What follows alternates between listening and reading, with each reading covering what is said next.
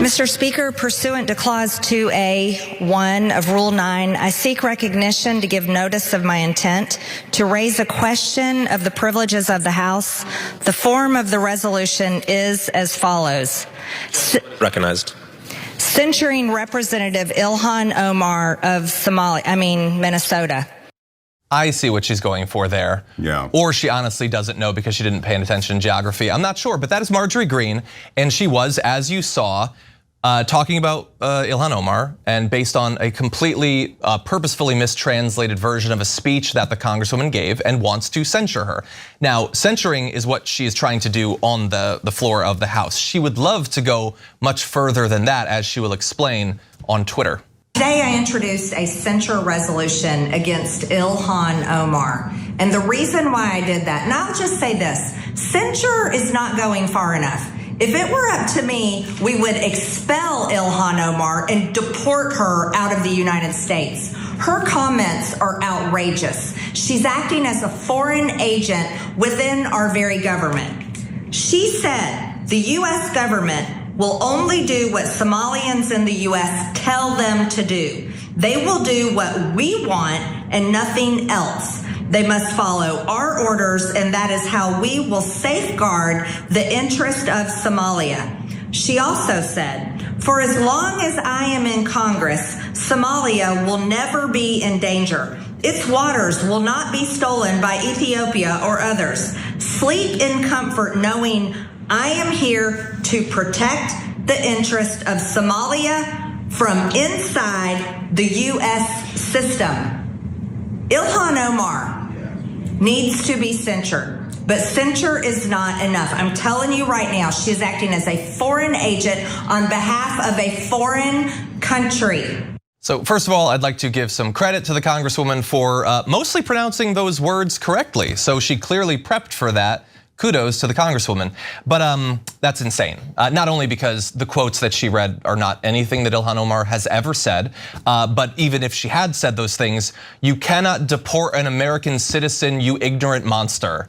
Or if you can, if that's the new world, well then I would like to start a social media campaign to deport Marjorie Greene.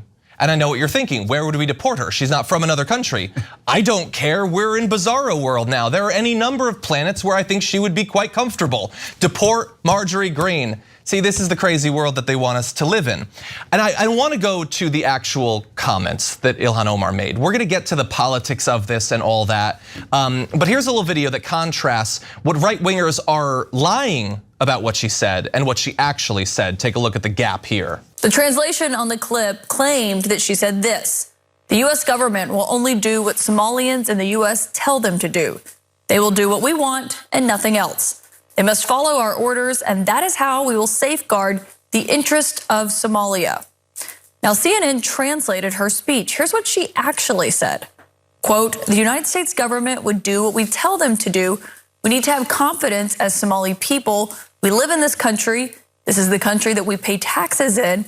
This is the country where a girl was born from you all who is sitting in Congress. We might have millions of people watching this show, but you can be the difference maker, because we just need 1% of our audience to be paid members, and then this show can be around forever. So you can make that difference. Click join now. So a few small differences between the version the right wing was pretending she had said and what she actually said. Now, it actually arguably gets worse than what we've already shown you, but I do want your commentary on her trying to censure Ilhan Omar for something that she did not at all say. That's absurd, but in Marjorie Taylor Greene's world, absurdity seems to rule the day. It's offensive, it's absurd. Those are kind of the coins of the realm in Marjorie Taylor Greene land.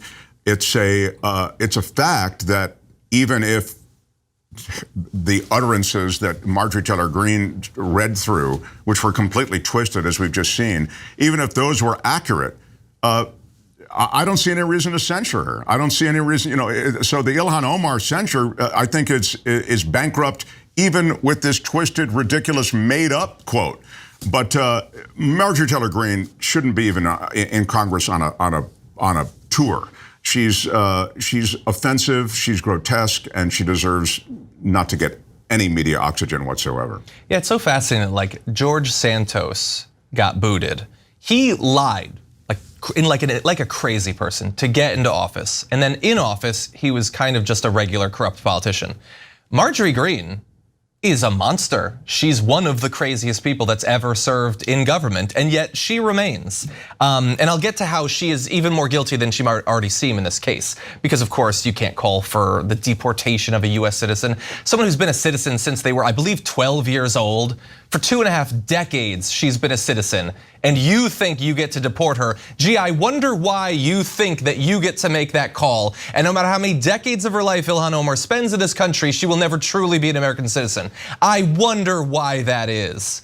But let's move to a little bit more of this. I want to get at least a bit of what Representative Omar has actually said in response to all of this. She said, when I heard that people who call themselves Somalis signed an agreement with Ethiopia, this is getting to the actual politics of what she was talking about in this speech in Minneapolis back last month, many people reached out to me and said I needed to talk to the US government.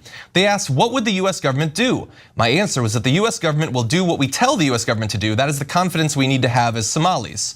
So that means, it means two things. First of all, if you believe that the US government should change its foreign policy, then have confidence in yourself and advocate for it. And also, if we don't ask for it, it's not going to happen. That's what that means.